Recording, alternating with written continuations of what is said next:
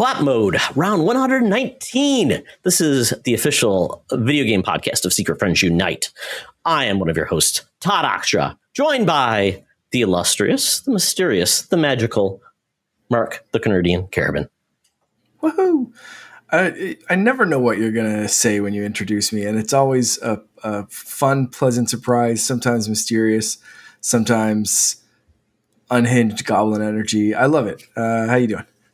Very, very good, Mark. You're getting ready to go off on a rump.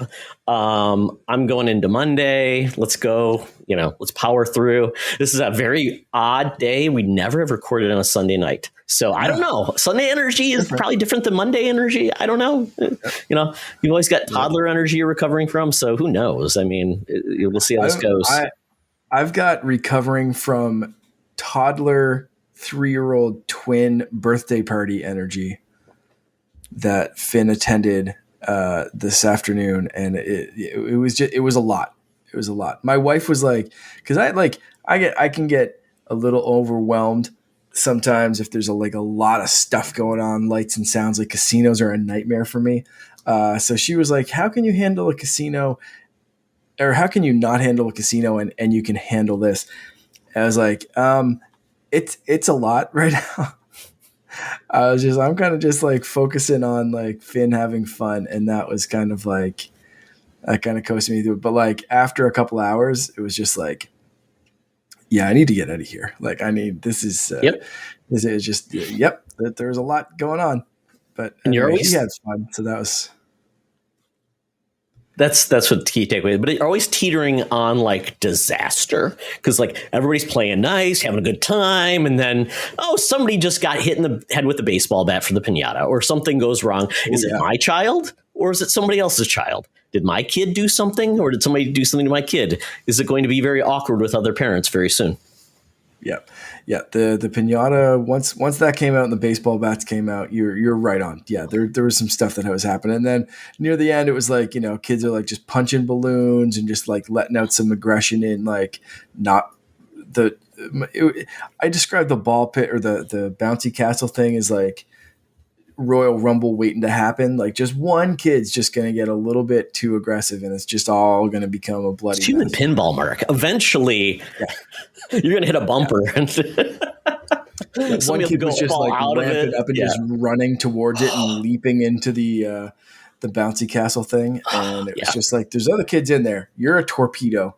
Something's going to happen. Oh yeah. But hey, they all had fun. Everyone made it out with all their limbs and everything intact. So it was a good time. It was fun. Good deal. Now, I can't promise this podcast will be as fun as a toddler birthday party, but we're going to make it happen. But one of the things that we want to talk about first is, and this is kind of a common theme across Secret Friends Unite, is we want to be aligned in regards to our support of the entertainment community right now. Things are bad, and the only good things coming out of it. I'm hearing a lot about different other entertainment areas talking to unionize. Voice actors, I think, have a unionize. I think there's other areas where they're looking to unionize. Video games, I believe we're getting to that. So, and we're seeing the importance of that, because your rights, what you sign up for your contract, I think, can change quickly, like we're seeing the Hollywood community right now. So the writers are in day 81 of their strike, I believe. Time is a weird thing. When you listen to it, it'll have changed. And then day 12 of the actors' strike. If you like good entertainment and you want to support them, the best thing you can do is continue to talk about this thing. Let people know that they're not forgotten. And also, if you want to, support them because they're going to be financially struggling. And Secret Friends Unite, with our Patreon funds, we decided to put some of that towards the entertainment community organization that is for basically to help them pay bills, do other things to keep them afloat during these hard times. And not even just this time. It's when actors are out of money. Because from what I heard, Mark, you have to make $26,000 minimum a year as an actor to get health care through SAG. Yeah. That's crazy. And I think the number of actors who actually make that much money, because a lot of them are just doing like small deals, it's not there. Writers, you might get lucky and get a credit on a show and might get a residual. But I was even laughing. They had an actor who's currently the janitor on Abbott Elementary. he got his residual check, and he didn't say who it was from. It was 3 cents. Crazy. We're in a crazy time. So, folks, every one of our podcasts will be handling this different, and we're leaving that up to the creators to do, but we are aligned on our support, and it'll be handled different ways. So each show will talk about how they're going to manage this, and that's why we want to do this. We want to be aligned, but want to give everyone the ability to do things that they feel is the best way to support and still do our shows the way we see fit. So it's not as complicated in co-op mode, because really video games are kind of one of those weird ones where they're kind of in the middle, but we do know that anyone who can unionize, the likelihood that you are going to continue to be paid to do these things that we like and make the games in a healthy way is the right move for it, I think. So with that, I don't know, Mark, anything to add? No, not really. No, that's a good way to sum everything up.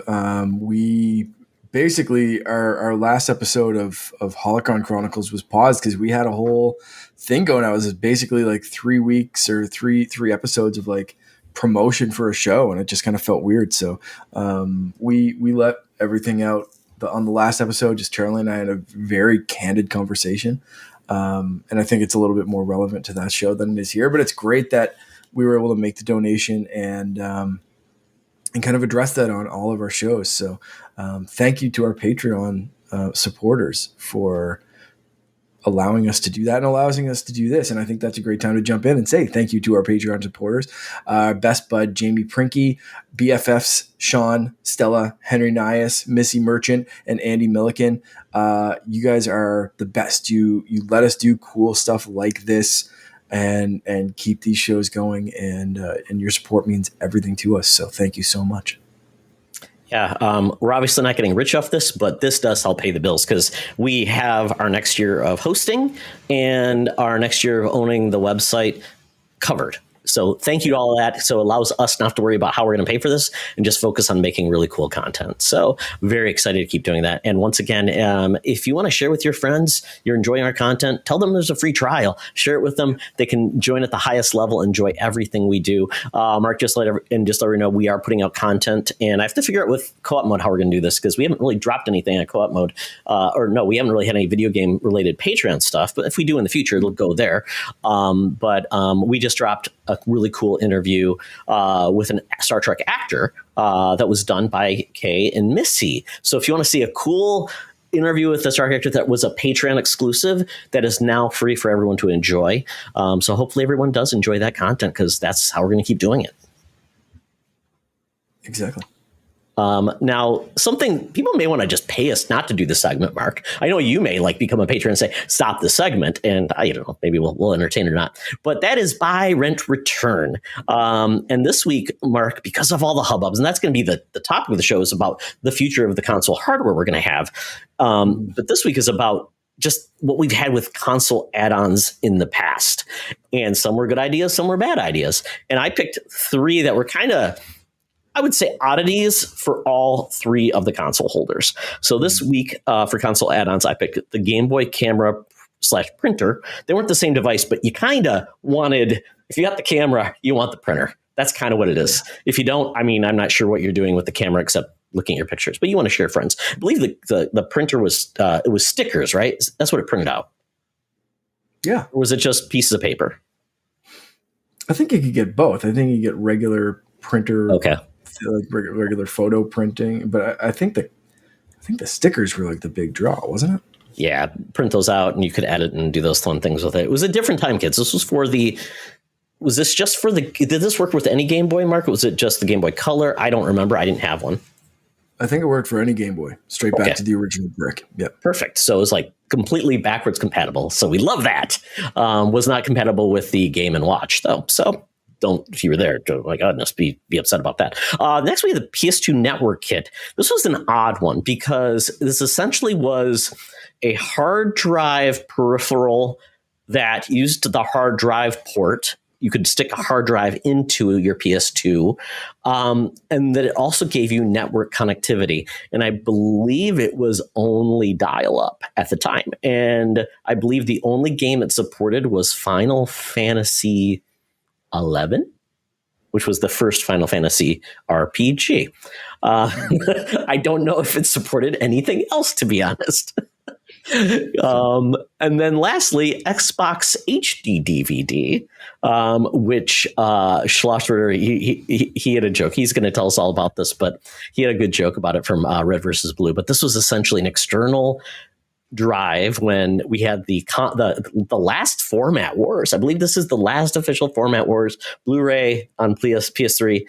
HD DVD, Xbox, just because the contrarian, they didn't want to give in to Sony. They obviously they love each other, but this was the format wars, and nothing was chosen at the time. So you could have bought an external HD DVD drive with probably like 20 movies total that were ever came out for it. So kind of a weird thing.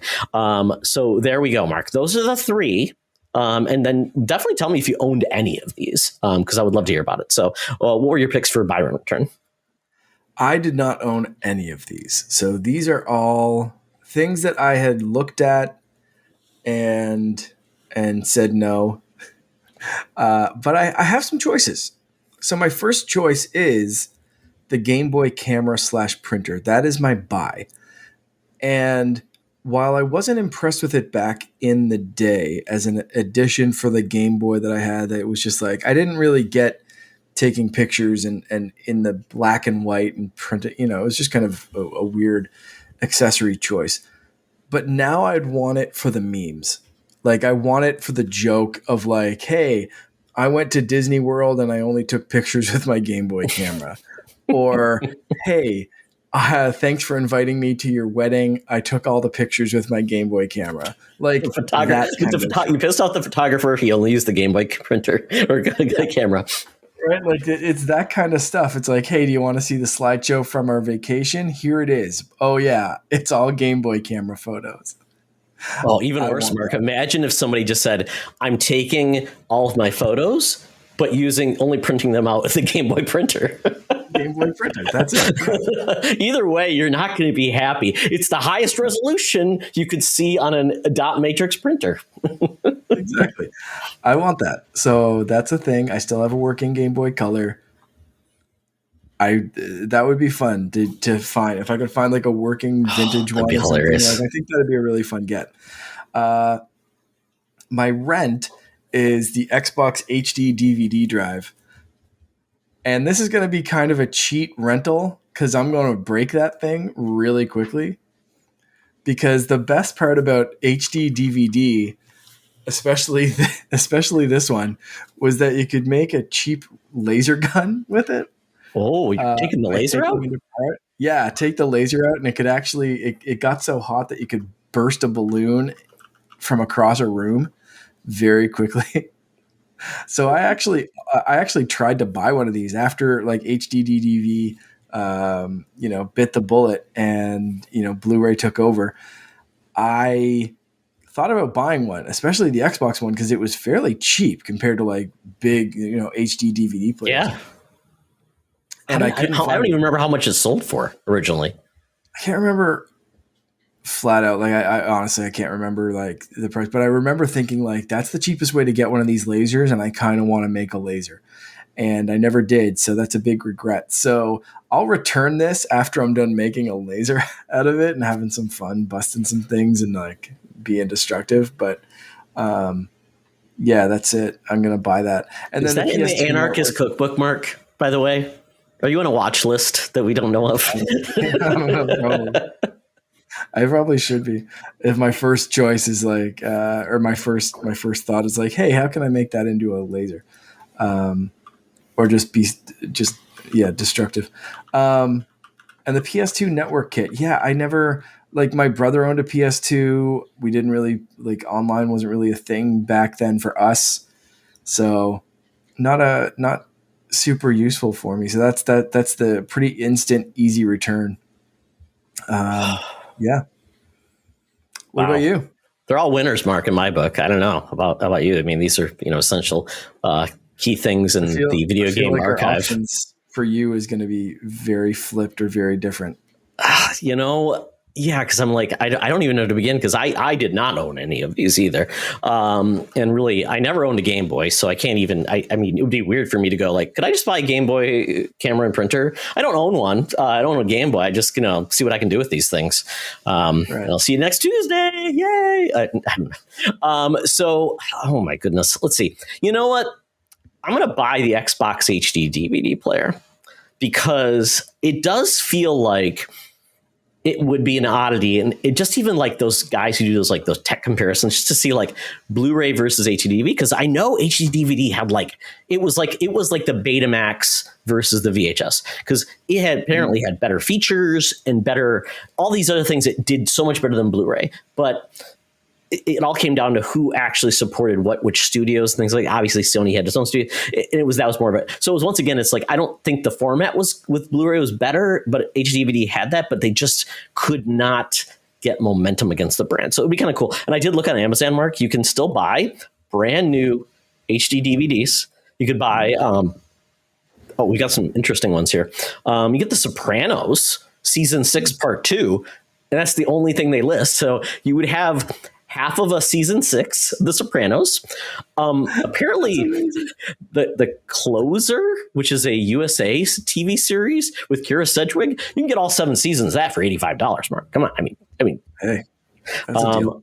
And then you could get what's another one? Simply Stretch Chair Dancing Fitness for $14.38. Is that the first one? It's a series. And you're just getting Simply Stretch.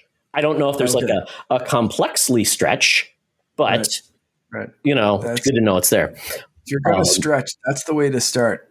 Simply. Yeah. I mean, if you do it wrong, Mark, you're out for 3 weeks. So, so yes, that would be the fun part, just to see, because I do own I bought a Xbox 360 just to play some of the old school Xbox games. So I would definitely be in the market for this because I don't own any of the other ones, like I said. So I could do that. So that's my buy. My rent. Wow. It's got to be the Game Boy camera printer. And Mark, I'm hoping I could take like my new, I'm going to update.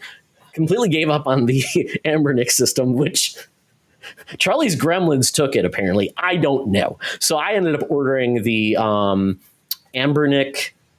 It's like a widescreen one, or it looks like almost like a SNES controller sideways, but it has sticks. Yeah. So I'm curious to see how that one goes. But I'm thinking, could I find a way to hook that up to the camera, Mark? No. No, because the Game Boy cartridge adapter with the USB dongle slot. Oh man, something like that exists. Could we do like an Apple style, like 85 dongles, and eventually I'll be able to do it? You could probably hook it up to the analog pocket, though. You have to do some research to see if that worked. Okay, we'll see what we get this going, because that's a hardware emulation. And if anything, just having it, because then looking cool, and maybe you could get that printer just to, like I said, to print, like get a weird connection and just print out your modern photos and your other 85 megapixels and get a 16 kilobyte photo out of it would be impressive. Yeah. And there was even like a photo editor where you could add like stickers and stamps on it too. So it wasn't like they looked bad enough already, but you could make them look even worse, which is great. I love that. So that'd be my rent. I'd try it out, see if I could hack it, and then I'd just rent it. So I give it to you, Mark. Perfect. Yeah, exactly. And then the PS2 Network kit. This has like no use outside of one game. Didn't even know that you could do this. I think there was only one game you'd actually use the network connection to as well, and then it was a 40 gigabyte capacity hardware. Was the highest they could go. They had DRM up the nose, and it was just like, what was the point of this, Mark? Yeah. I mean, PlayStation launched without it. Xbox launched with an Ethernet connection. You can just tell at that point. It's like, oh yeah, somebody's doing their thing, somebody's not. And at that point, it was the GameCube, right? Yeah. Was that the same? Yeah. The GameCube have an adapter? They did. Okay. Yeah. I don't even know what they did. For, what was that for? Was there like a Fantasy I never Star ended up like owning online or one, but something? yeah, Fantasy Star might have been it. Actually, Okay. that's a good Is this call. so weird? And Because Dreamcast was in the same boat because Dreamcast had Fantasy Star and they had a Ethernet. I think you could get Ethernet or dial up for the Dreamcast connection. SegaNet. okay, Yeah. So there you go. We weren't great at this because we just didn't have any of these. So but they were good picks nonetheless. I didn't have like a DDR pad or something like that, which would have been fun too. But we had Sloss Ritter from our Patreon group in Discord. He said, "Buy PS2 Network, though it would have been more developed for it was integrated from the start." Agree. Rent Game Boy camera. This was our camera phone at home, kids. Yep, you got a camera phone at home. Very true. And then returns HHDD VVDD BVD. This is an old joke from Red vs. Blue. He actually put the clip in the Discord I watched, and it's very funny. Red vs. Blue. Yeah. Man, talk about the old days. Loved Red vs. Blue. Oh, man. So good. Yeah. So good. Absolutely. Well, thank you, folks. And if you have any suggestions you'd like us to do for Buy Rent Return, please let us know on Twitter, Discord, Threads, Instagram, Blue Sky. Oh, no, Mark, on X.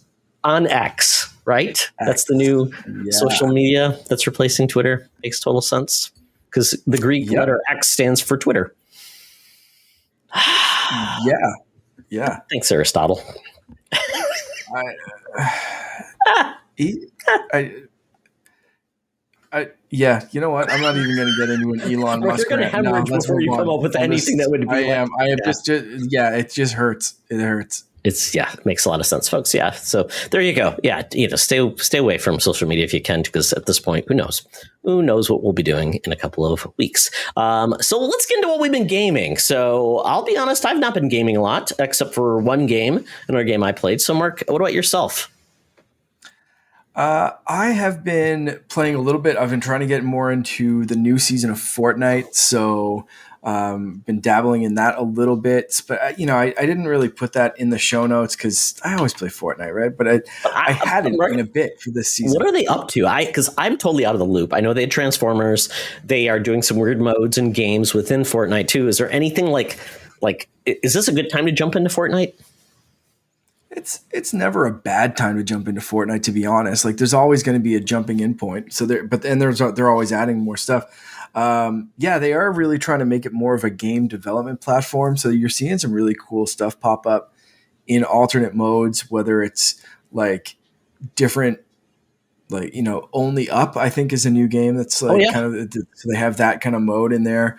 People are always coming up with different things, but like even just the base game, if you wanted to jump into the battle royale mode, it's a good time to jump in. There's I find the new maps really diverse. There's a snow part, there's a jungle part, there's a beach, there's this, there's that. So I really like how they've developed the new map. I did find it was kind of getting a little stagnant. So there's a decent amount of diversity from like a big kind of like Neo Tokyo City to just a bunch of biodiversity. There's rideable dinosaurs now, which is awesome. And like you said, Transformers. So you can rock as Optimus Prime and then Bumblebee, and there's a couple of other people, but they're not coming till October or November or something like that. So it's weird. They've announced that they're coming into the game, but they haven't put them in. Right now, all the Marvel characters are cycling back through. So it's really cool to see everyone from like Thanos to like some of the comic characters that haven't been in movies yet, like Psylocke and those kind of she's been in movies, but not as prominentely MCU movie. kind of stuff. That was but yeah, it's cool. Like even the Spider-Man Zero suits making its return. So like there's always something going on in Fortnite. But I was happy to finally get my umbrella for this season. So if you get a victory royale, you're the last one standing, you get a special umbrella. This season, it's all bananas making the form of an umbrella, like from the kind of fanned out. So it's a neat one. What the okay, Mari, I'm a noob. What is the umbrella for? It's the umbrella, right? is the glider. Yeah, it is. That's what you use to glide down. Yeah. So as you jump off the bus, as you lower yourself, you glide down eventually. And some of the gliders are wild, and the Millennium Falcon can fly you down. But the victory umbrellas are like, there's a different one every single season. I've had them all since, I don't know, chapter 1, season 2 or 3 or something like that. But yeah, I hadn't had this one because I haven't been playing. So I finally like logged in and was like, okay, let's make this a thing. So I did. That was fun. The other thing I've been really playing, and I like I said before we started recording, I downloaded Pikmin 4. Haven't had a chance to jump in yet. That's going to be like my vacation game after the beach, after all that kind of stuff. Pikmin 4 on the deck, and it's going to be a good time. But the thing I have been playing is Ridiculous Fishing. I know this came out a while ago, but it just dropped on Apple Arcade for free if you're an Apple Arcade subscriber. No in-app purchases or anything like that. It's a fun, weird, goofy kind of mobile game that you can just kind of jump in for one session, or you can sit down for an hour and really try to beat some records and improve. Basically, if you're watching the video version, that's it right there. You're this old man on a boat, and you're dropping your fishing lure into the water. There's a couple of different stages of this game. The first one, when you drop it in, you're trying to avoid the fish, and it's all tilt controls. Avoid the fish at all costs, because as soon as you hit a fish, that's when your lure starts to go back up. On the way up, you're doing the exact opposite. You want to hit as many fish as possible, get as many fish on your hook as possible, because when they go into the air, that's your time to shine. That's when you pull out your gun and start shooting the fish in the air. Because of course you do. This game must have been made in America. So that's there are no backwoods Canadians who ain't shooting fish. Come on, Mark, you know that. I'm teasing.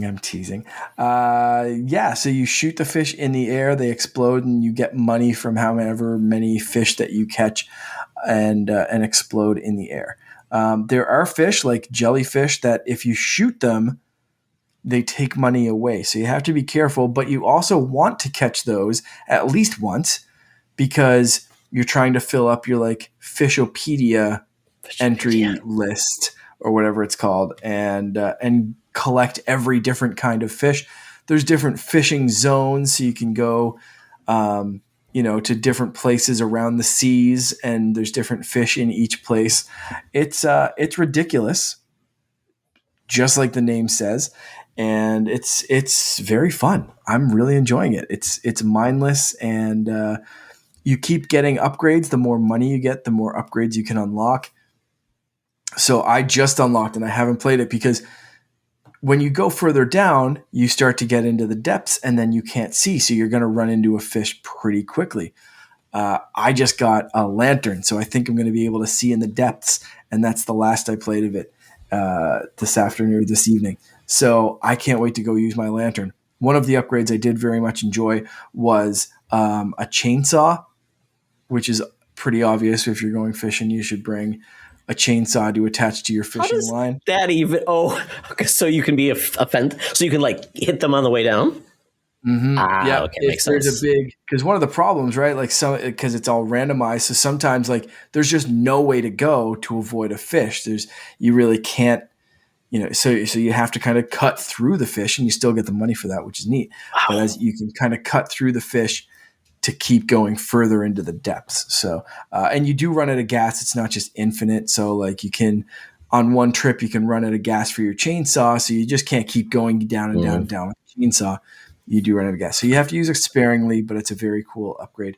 You can upgrade your weapons as well, from a pistol to a shotgun to an Uzi, and just keep going. It's absolutely ridiculous. If you have Apple Arcade, get it. If you don't, find it on something else or a way to download it, because it is ridiculous. It's so much fun. It's one of those just really, really solid mobile games that I love that Apple Arcade picks up and gets rid of any kind of like payment system, in-app purchases, all that kind of stuff. That's what I love about Apple Arcade is they strip all that stuff out and just give you the most fun, focused, and ridiculous kind of games that you can get. So another big win in my books for Apple Arcade.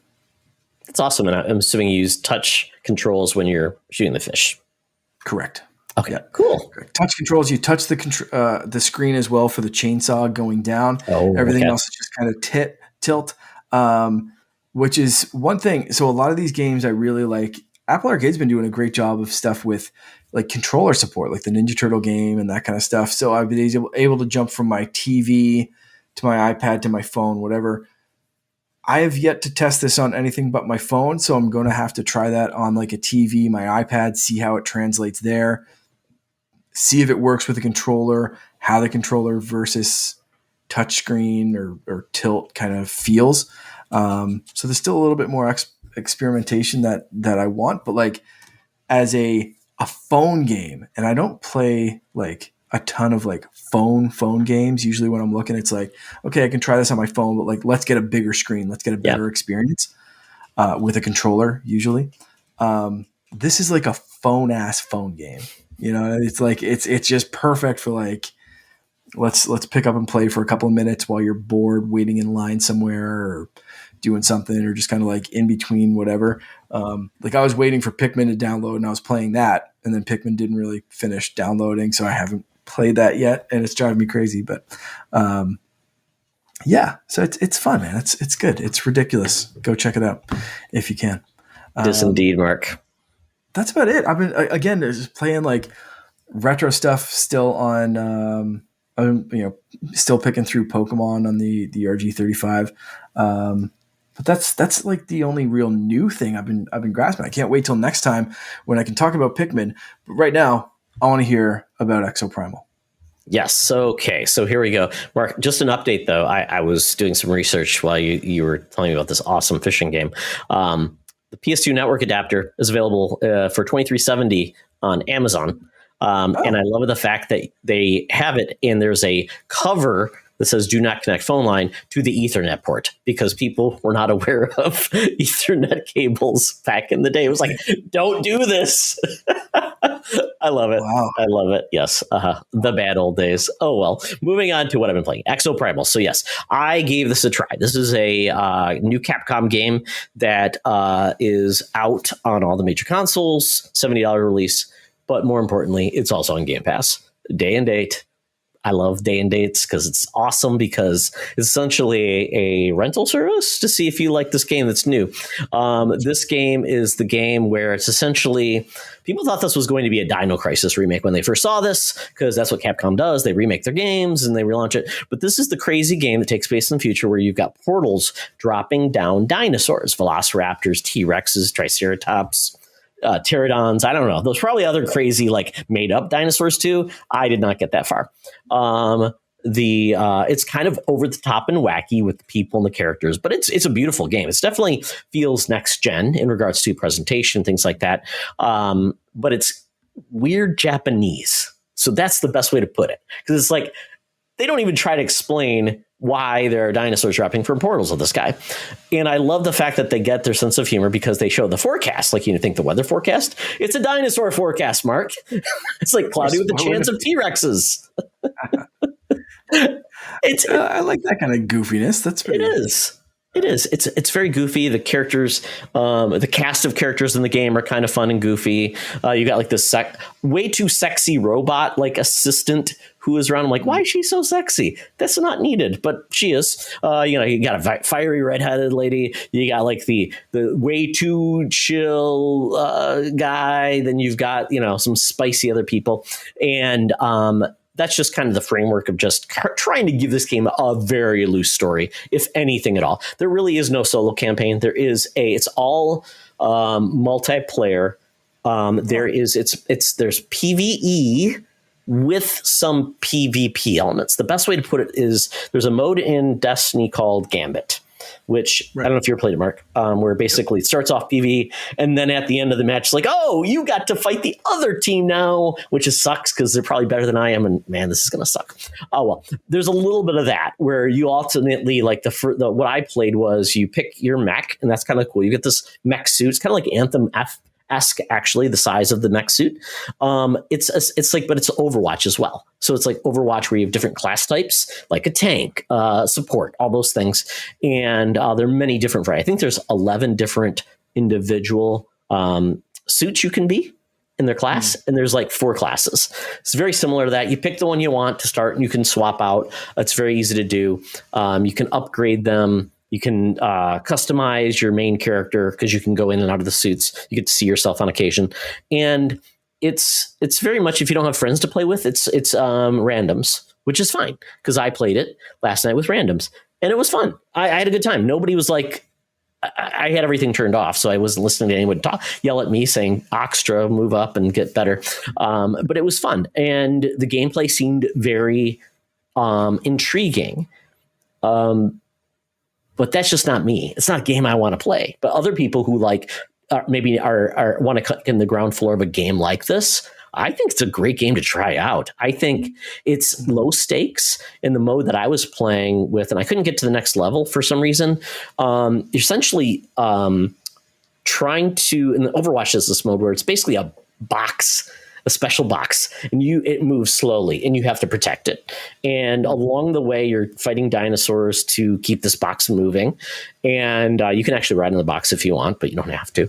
And when you finally get to the end, that's where the other team shows up. And, that's where it all goes. To me, that's where I lost. I didn't enjoy it at that point. I just wanted to keep shooting dinosaurs because I found that a lot of fun. So I don't know if there's a way to completely move PvP and just make it PvE, which I think was where the fun is for me, where it's cooperative and just having a good time and with your buddies, low stakes, having a good time shooting the dinosaurs.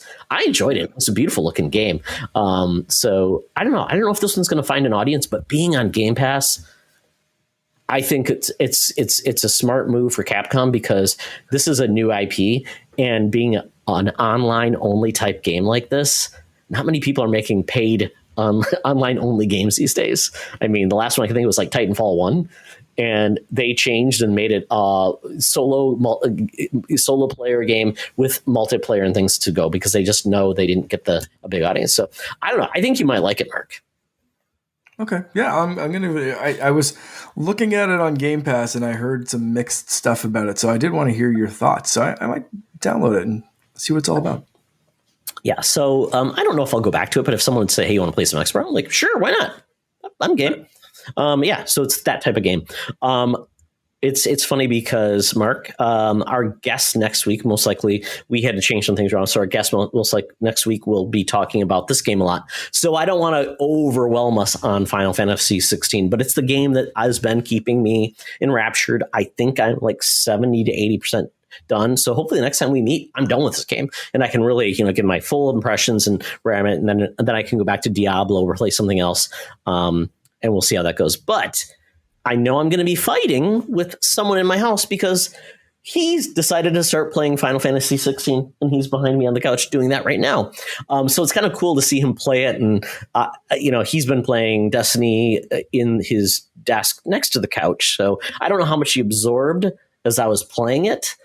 He would look back every once in a while I was playing, and so he's like, "Yeah, I wanted to play this." So I'm like, he loved Final Fantasy 7 Remake, so it's kind of interesting to see how he'll like the actual gameplay because there's no turn-based or anything; it's all action combat with some light RPG action. So I'm really enjoying the game. I think it's great, Mark. The biggest thing I can say is that it's still a little overdramatic at times. But these icon battles, which are like the old summons of Final Fantasy 7, as you think about like Ifrit, which is the fire beast, Shiva, the ice, Titan is the big rock guy. They are so, Mark, I can't even explain it. It's like a Mexican telenovela with like monsters fighting it out. It is crazy and they're so compelling. I'm like, and a lot of it is regular gameplay, but then you get your like quick time type events. They call it cinematic action, which I appreciate it because they're like, I like it because it's awesome because there's still limitations in the gameplay of what they can do to make things look cool. So this is their way to do it. And they mix it in. And it's also keeps you on your toes because you're like, oh, okay, it's part of a cutscene now. Nope. Oh, crap. Did I do it right? So I'm really still enjoying this game. And once this is done, I am worried about Diablo 4, Mark, because if you've been listening to Diablo 4, they've nerfed a lot of the classes, and that makes me scared because I don't know if they're going to reverse those things. So I don't know if I'm going to get back to it until they've done getting the game where it needs to be. So I don't know. I would like to play more, and I would like to beat the game. I heard the campaign's not very long, so as a minimum, that's what I'd like to do. Yeah, I really have to get back into that as well. But just a matter of time. And my wife keeps has gotten me back into Wordle, Mark. So Wordle is still alive. Yes. And it's constantly the, how did you do today? Have you done it yet? Oh, no. And then she taunts me, I taunt her. It's very fun. But definitely I should play it earlier during the day versus going before I go to bed, because I don't want to be in a bad mood, because sometimes Wordle puts me in a very bad mood. It's like, really? The Wordle sweet spot, like my brother and I still play it every day and still send back and forth. Like I got 4 today. The Wordle sweet spot of timing is very crucial for Wordle. Yes. I can't play Wordle too early in the morning. Oh, okay. My brain's not awake. I can't word. I can't think of stuff. I'm like, I don't know what letters are. Like that's when I make mistakes and I end up getting 5 or 6. Usually like my average is pretty good on like 3 or 4. Mm-hmm. And I've had a 424 plays, and I have not lost a single Wordle yet. I have 12 6s. I have 3 1s, which is pretty decent for 400. Really? Yeah.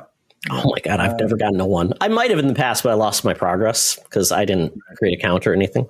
So, I don't play it every single day. Like my max streak ever is like 78 days in a row, and I'm currently on like a 7-day streak. So it's weird for me to play on the weekends, but my brother keeps, sending his to me. So anytime he does, it's kind of a reminder to be like, yeah, I got to do that. But like early in the morning, man, I can't Wordle early in the morning before I wake up. It's usually an afternoon thing. Yeah. By the way, burly was one of the worst words. Burly. Yeah. Who thinks of burly? I don't know. Yeah. Gotta love it. Oh, well, that's it. Since we don't have a guest this week, I thought we'd talk about some news. We don't do this all the time. And I don't get like controversial news. I typically get like, what's going on, something fun. So with that, Mark, kind of an end of an era in a way. Game Pass Live with gold, with games, as many ways they called it, has died. Long live Game Pass Core. You know what? If you had Game Pass Live with gold still, I don't know how many people still do. No change for you, except you're no longer getting 3 games you probably didn't know existed and you didn't care about. That's really it. Yeah. It's same cost, either $10 a month or $60 a year. Hopefully you're not paying $10 a month. Don't do that. Get a year. So now we have 4 Game Pass tiers. We have Game Pass Core, which I mentioned is the new one. It's the entry level. This is giving you online multiplayer. And then even though it has Game Pass in the title, you're not getting the full Game Pass library or releases. You're getting 25 high quality games from Game Pass. And they will potentially, right now it's 25 at launch, and they said they would add new games quarterly or every 3 months or something like that. I guess that's quarterly, every 3 months. So there you go. Every 4 months, whatever. And then you're getting member deals and discounts. So no perks, things like that. Console hasn't changed. That is essentially Game Pass minus the online multiplayer. So you're getting, that's kind of the main difference between there. Then PC is not changing at all. The PC is kind of like the best deal, actually, because you don't pay for online, you get everything, and you get EA Play. And then Ultimate did get a price increase. So did console. Console went up $1. Ultimate went up $2, I believe, up to $16.99 in the US. I'm not sure. What is it in Canada, Mark? I can't remember. I haven't paid full price for Game Pass Ultimate in a while. Either have I. So, and that's the sweet spot. That's why they have Core. They want people to get Ultimate. That's where they want people to go, because you get both multiplayer and Ultimate. That's the only way you get both. So that's where you would go. So that's the plan. That is going out there. And the biggest sacrificial lamb of this, Mark, is the deal to stack Xbox Live Gold and get like 3 years of Ultimate. That's going away. If you want to do that, folks, you have until September 15th. So by the 14th, you better buy your Xbox Live Gold cards if they're still around at your Costco. Do that. Convert it. If you've got a gold count, convert it. Go from there. A lot of people have been just letting their Ultimate expire and then redoing it again, which is crazy. I didn't know you could even do that, but they do. So that's going away. So essentially at this point, find good deals on Game Pass Ultimate. I do find good deals on Game Pass Ultimate. So they're out there, and that's the preferred way to go. I think I've got 3 years. So I think that's the max you can do. Yeah, it's a big change. But yeah, I think one that's kind of been in the works, like people have been kind of calling it for a while. Games with gold used to be like the standard, and that has really dropped in quality to be like, like you said, kind of like, who cares? Are you going to play this? Do you even cash it in? There's been some months that I'm just like, I'm never going to bother. And it's just built into Ultimate, right? So like it's a thing.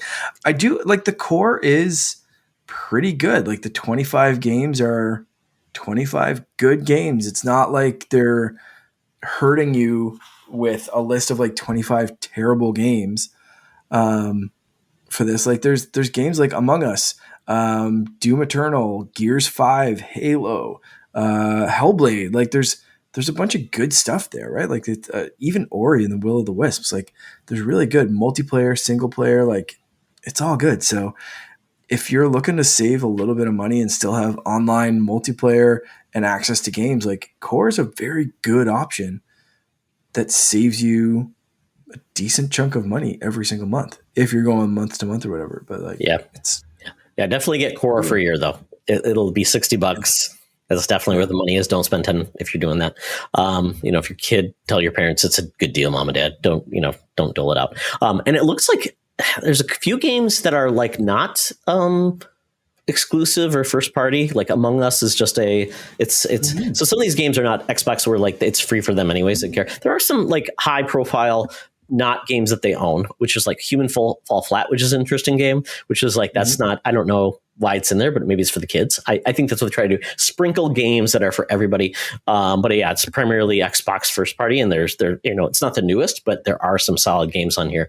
So definitely, check that out if you're interested. Mark, I will say adding another tier just is never a good idea, because then it's just like, okay, what is it? Game Pass, but it's not Game Pass. So I kind of wish they had just bit the bullet and said, we got 3 tiers. It's Game Pass Console, Game Pass PC, and Game Pass Ultimate.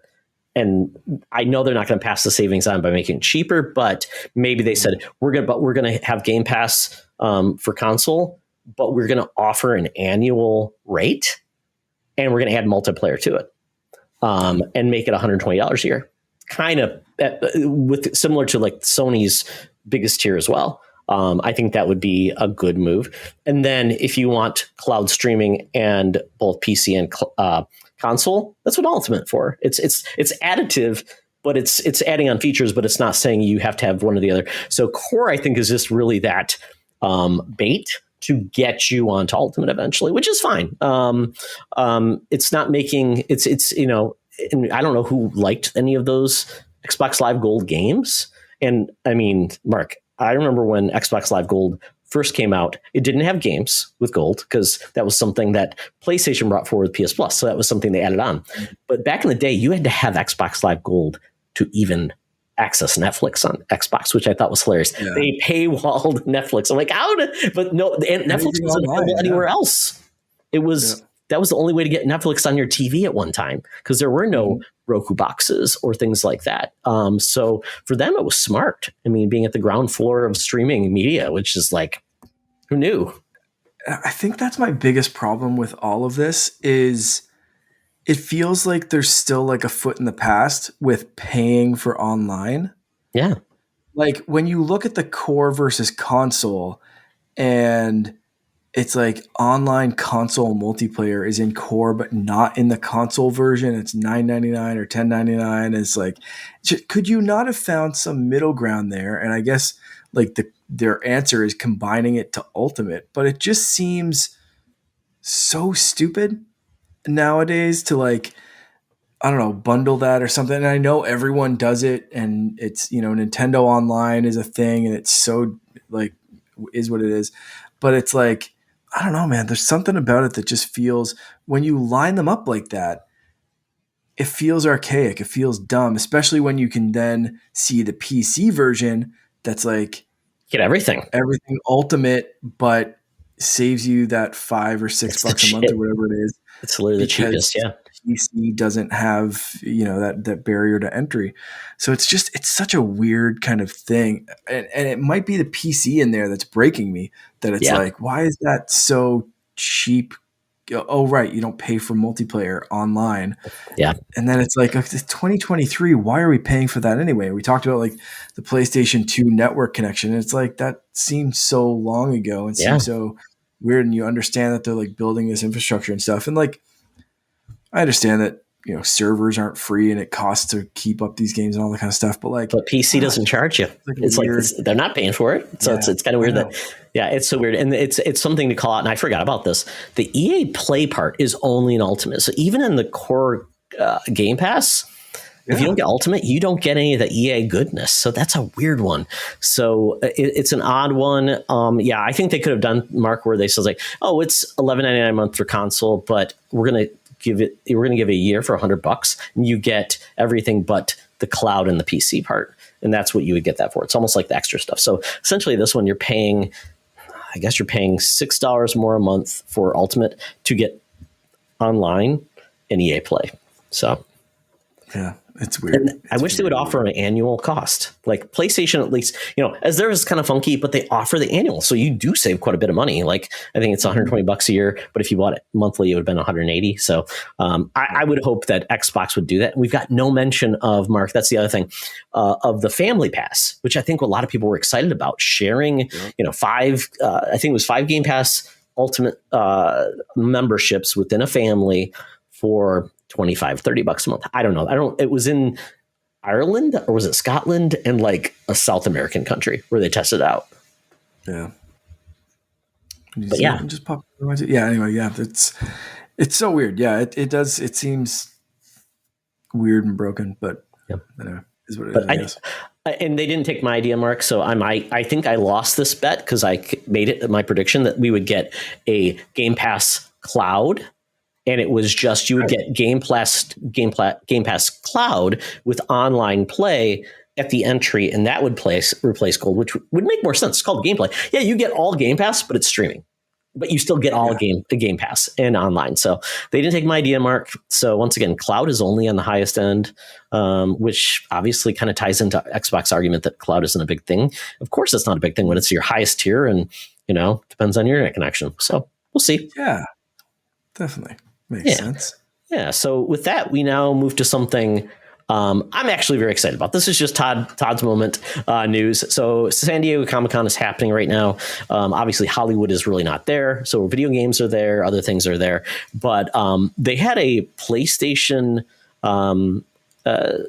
panel. And it was funny seeing Brian Intihar, who used to be a podcaster on GameSpot.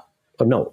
One of the core ones, but he went on to be a big producer at Sony doing Insomniac, working on Spider-Man, which is pretty cool. And he did like the white glove unveiling of this cool custom Spider-Man console with custom controller.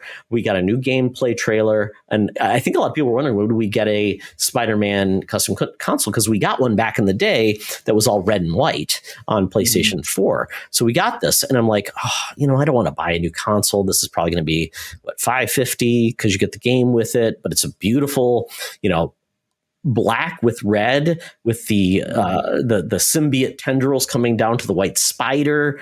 It's very cool. They're having 2 editions. No, 1 edition. I think it's only the disc-based edition, I believe. And it's very cool. I don't think they've announced price, but yeah, I would assume $550. So I'm like, crap, I don't want to do that. But they did a surprise. And and this reminds me back when Xbox had faceplates on the 360, where you would customize your Xbox with these cool faceplates. It made your Xbox feel special, but it didn't click for some reason. Not sure why. They, the faceplate or the side panels of the PlayStation 5 are replaceable. They've brought out 4, and Mark, they have a weird one. It's like the LeBron James edition side panels. They're really ugly. They're all black and they have like some weird like graffiti, but it's not cool looking. So those are the ones they brought out since. And I'm like, well, I hope they don't just focus on custom consoles. I hope they do this. And they did. So now we're getting the same side panels you can get for the custom edition. You can buy them separately. I don't know how much they will be. I think they're $60 for the standard one. So hopefully they maintain that price. If it's an extra $5, who cares? And they are also offering the controller separately as well. I assume that'll be $75. Yeah. Everything was amazing. I love this. I love this. I know Xbox has some really cool Starfield controller, headset. So I'm glad to see you're getting another option on another console. The last one Nintendo did was the Tears of the Kingdom edition. And I don't know if we're getting anything this fall with Super Mario RPG. They didn't do a Pikmin edition, so I'm not sure if we'll see anything else from Switch, to be honest, on its last end, if they'll do anything special or not, because the games they've got tiered to come out, I don't really know if they call for a special edition, to be honest. No. Would it be a Pro Controller? Because when was the last Pro Controller, Mark? Oh, jeez. The Pokemon one? I think of the Pokemon, yeah. Okay. I could see some. Are they doing Joy-Con or something for the new Mario game? I haven't seen anything because is RPG Joy-Con. first or is it Wonder first? RPG. Okay, RPG. I haven't heard anything. I thought they just announced new Joy-Con. Like, did they? Pastel colors or something like that. With RPG pastel? I can't remember. Well, you do research, and you can inform us. I don't know if it's like for the game, but pastel. There's purple, green, and then pink, yellow. I don't think they're like tied. Oh, were those the ones they announced for Easter though? Yeah, it could have been. That could have been the last set. I think those are the ones they announced around Easter or post-Easter or something like that. It was like, okay, cool colors. But yeah, I'm excited for this, Mark. I love it. My PlayStation is not visible from where I play, but these are still pretty awesome. I don't love the white; it gets dirty. White's always a bad idea, and I have 2 original Dual Senses, so it might be time to get another one just in case they die. But yeah, I love these. I'm excited for this. I already ordered the collector's edition game with the cool statue because I don't have a Spider-Man statue. So that's very exciting for me too. I think it'll fit my glass case behind me, which you cannot see. So there you go. I want more of this for everybody. And Starfield doesn't have one. Why don't they have a Starfield custom? I mean, they did the Porsche Series X, which is so weird, but they don't for their biggest game probably ever they've launched. Yeah. It's a big miss. Yeah. So weird.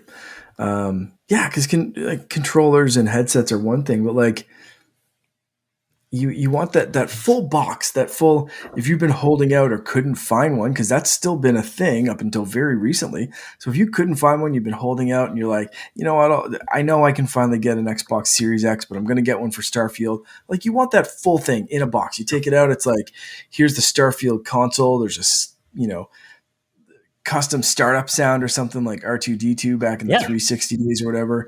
There's a controller, there's a headset, like the whole thing's in there and you get the game or Game Pass or whatever included and it's just like ready to go. So I don't get it, man. It's weird. I'm happy PlayStation's doing this. Hopefully it'll cause some other companies to, because like this is badass looking and the fact that you can modify an original one to kind of have that side plate like you're doing is amazing. I love that.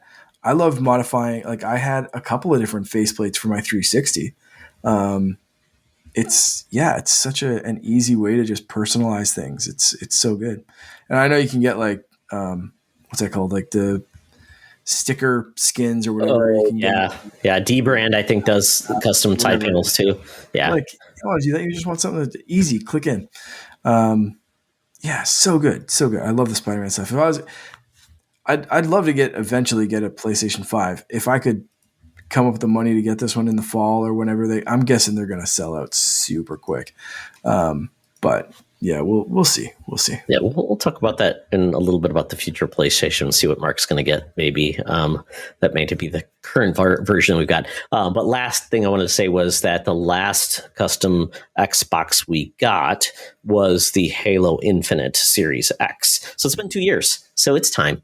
But with their slate of releases coming up, maybe it's Fable. I don't know which game is at the level that would need to be, because they didn't do it for the last Horizon game, and that's kind of like their top, acclaimed series. So, but yeah, weird. All right, so Mark, we're getting into, I talked about what I'm getting this fall. I don't know if Mark, you're getting this fall. So, this is your baby. So I'm gonna let you have it because I'm excited about this for you. Yeah, this is, I don't think I'm going to be jumping into this one, but it is cool technology-wise for someone that likes VR and AR and everything else. This one's kind of neat. Assassin's Creed Mirage is getting a haptic suit that's going to immerse players in combat.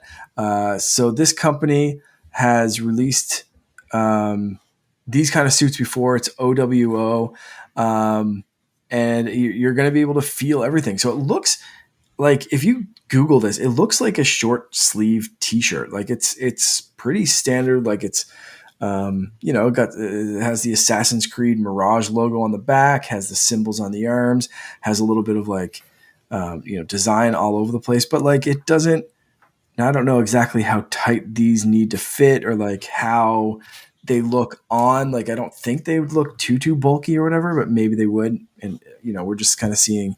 This is a Patreon stretch goal, Mark, to get Mark the haptic suit. And then he's got to like parade on it and we can make him get, even Loren can like do all of the gaming and Mark just goes, that'd be great. Just end up dead. So basically, you feel what's going on in the game. So if you're losing in the game, you're getting little shocks all over your body or whatever where people are hitting. It's interesting. You're going to feel every punch, stab, wind gust, and fall, along with creepy crawly sensations of bugs crawling over your skin, which is what everyone wants. Yes. That's a selling point. Yeah, I want to feel like there are bugs crawling over my skin. That's great. Here's my $600 because this thing's expensive, right? What's I'm trying to find out even like where you can even buy it. Is it part of a special edition? No, I think you buy the shirt by itself. The shirt's going to function. If you can't find the price, it is going to function, because when I first read this, I was like, this is a PC kind of thing. But it will function on PC, PS4, PlayStation 5, and the Xbox Series consoles. So wherever you're playing, you'll be able to feel bugs crawling over your skin and yourself getting stabbed by a bunch of angry people chasing an assassin. So if that sounds like a good time to you, I know a place where you can get a shirt. For half the price, if you live in Eastern Canada or Eastern United States, I will drive down to your house and actually punch and stab you while you play this game. Is this your new OnlyFans plan, Mark? I will. That's it. And I'll come and find you. Yes. For $600, I will go to your house and beat the crap out of you every time you get punched in Assassin's Creed, because I love you. That's it. No, my wife's screaming. This might be Lauren's birthday gift. By the way, I'm getting this for you, honey, to inflict damage on me. That's it. Mark, except she's going to watch me play Assassin's Creed Valhalla, and every time I get hit, she's just going to slap me in the face. That's her birthday present this year. Yeah. Yep. She's on board. If you can hear that online, hopefully, folks, when you're listening to this, you can hear it. Mark, I've gone to the OO game website. I found the site. It's kind of cool. This is what it includes. You do get a game code. So you may want to hold on to your purchase, Mark, and get the game with this. It comes with an OO skin, which I assume for your play. Is the character Mirage going to have an OO? Is he going to have a shirt? An OO device, of course. A charging cable, a storage pouch. This is the part that I'm a little confused by. Gel pads. So is this going to be like you have like a heart monitor settings? Like you need the gel pads? You're going to have to shave yourself, Mark? That seems like a bit too intense for me to want to ever try that. Oh my goodness. Wait, it works with Beat Saber? Oh, never mind. I'm in. How many games does this support? Is this going to be one of our accessories? We look back in 20 years. Did you? Oh, Mark, I got this. Halo Infinite too. Oh my God, Mark! It works with Fortnite, Halo Infinite, Superhot, Apex, League of Legends, Valorant, Rocket League.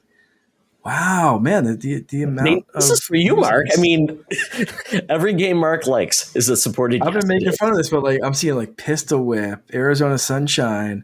Oh shoot, there's an app as well, so you can just sit and hit yourself in this. Bone Lab. Oh shit, they got me looking into this thing. Oh my goodness, this is going to find other uses in other different areas, I think, Mark. With that app, yeah, you can just constantly take hits to your pec. I got to talk to my Ubisoft Canada people, see how much they love me. Oh my God, that would be amazing, Mark. We want to have that. Amazing. Oh my goodness, it's an Ask Me Anything. Yeah, it's like we just hit Mark. Hey, Mark, where do you want to get hit? I do not think they like me that much, but it's really there's no pricing announced. That's why we couldn't find pricing, but there's one of them. It's I think that's pounds $4.99. So that's a spicy pricey meatball.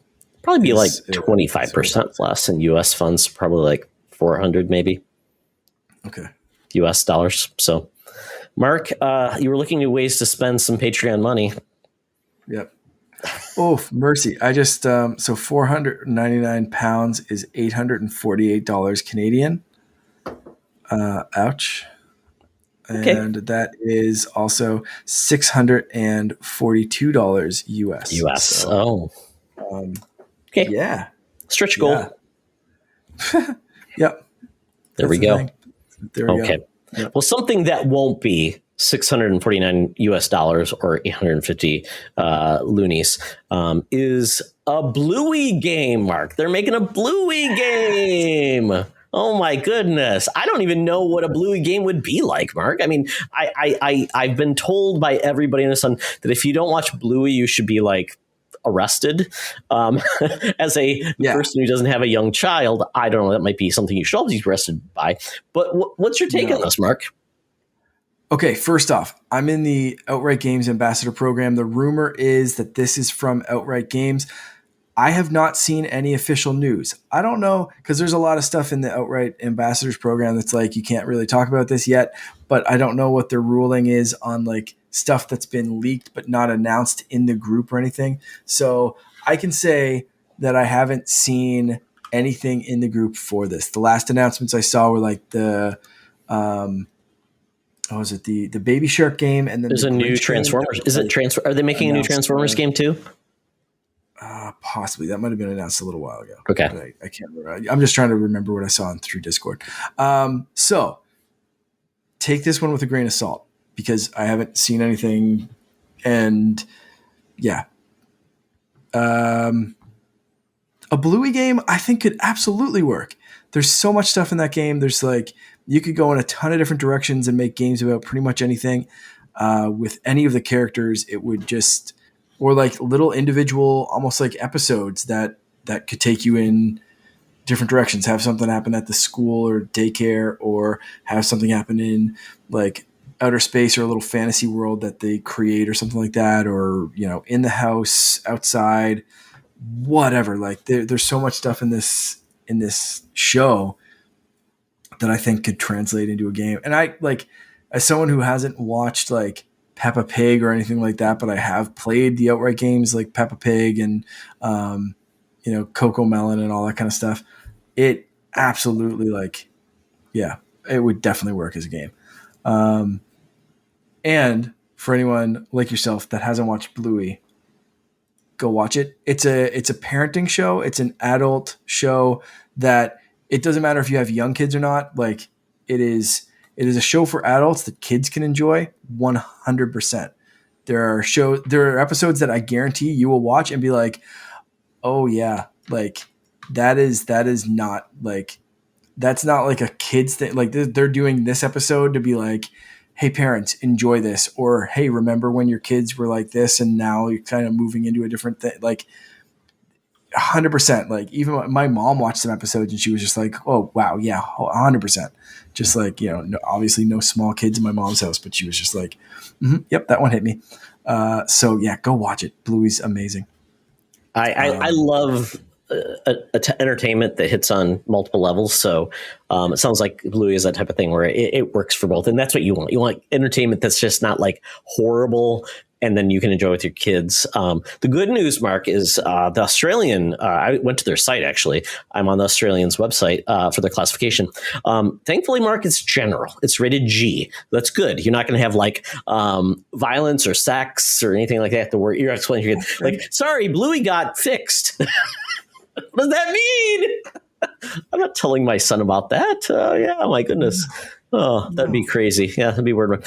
But yeah, the only thing that's might be, and it's funny because they do like have it on their classification. So we get this. We get like the what is it? The ESRB. And they have to get rated, and you get like, oh, in South Korea, and like all these leaks. It's like Walmart Gaming in Canada. They get leaks, and we never know if they're true. There was a Steam link. I remember a leak forever. Like games were coming to Steam, and it was like this like laundry list of games that people have always wanted. It's like, that can't happen. And they all came true. So, but the developer that's rumored is called Artax Games.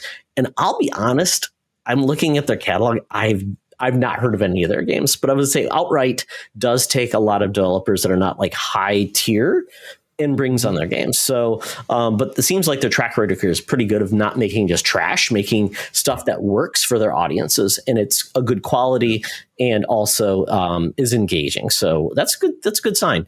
And yeah, I hope this works out well because I think it'll bring a smile to a lot of kids and a lot of parents.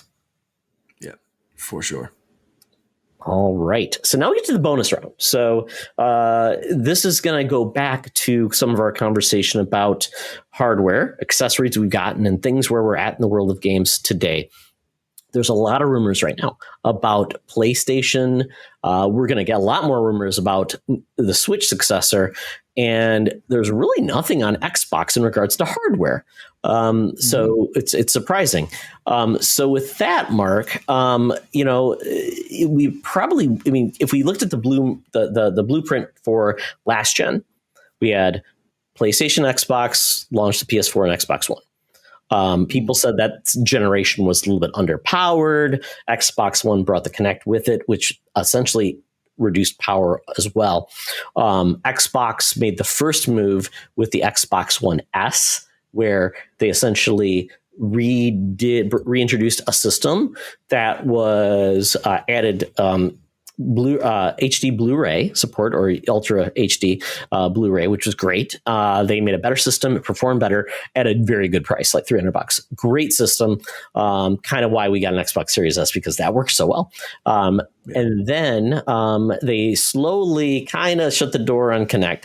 PS4 was highly successful, but started seeing sales decline. So 3 years after, they announced the PS4 Pro, and then actually shortly after that, the PSVR.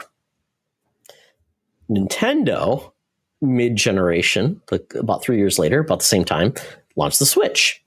And since then, Switch has gotten one iteration, they got the Lite and then the OLED. So different variations on the high end and low end. So that's kind of where they've gone. And that was not new to Nintendo. Nintendo is typically in their handhelds have done multiple iterations, and we've seen slims on the major console. So that's where we're currently at with the hardware. So, but this gen, we have a PS5 disc system, I don't know what to call it, and a diskless or digital, depending on how you want to say that. So the only difference is one disc is not. So it's same hardware, everything the same. Xbox did a Series S, which was a low price entry, less RAM, less hard drive space, less high performing GPU, less high performing CPU. So limited on that end to max out at 1440p, no ray tracing. Xbox Series X was the highest performing console of all time, no compromises, a great system, runs great, no problems. So I would say these systems so far doing great. I did hear about Corey Dierig mentioned that his PS5 died, which is so weird because I've had mine since launch, no problems. He got a recent one with God of War. So I feel bad about that. And hopefully they'll take care of him and he won't have any problems because it's still within warranty. But other than that, this is kind of a pretty uneventful hardware generation. Like, I don't see, I mean, except for drift, which everybody's controllers seem to drift. That's where we're at. So that's where we're at with this system. I would say everybody's doing pretty well, performance wise in regards to selling out. It's very competitive. I think this is the most competitive generation we've ever had. We don't have any losers really because everybody's doing well. They're selling out. They're making money. They're selling, they're selling games. So with that, Mark, we are getting rumors. So let's start with the one area of rumors, which is PS5. So I'll give you these rumors really quick and then you give me your thoughts on them. There's rumors about a PS5 Slim where they're going to slim the system down, going to remove said disk drive, make it diskless, and offer basically one model, but you can buy, like the HD DVD, a add-on disc. So if you want digital, like you want still physical media, you can, and that'll be attached on the back. So you can buy it separately. So there will always be a solution to get discs, but it gives them the opportunity to just have one system they make. That's one rumor.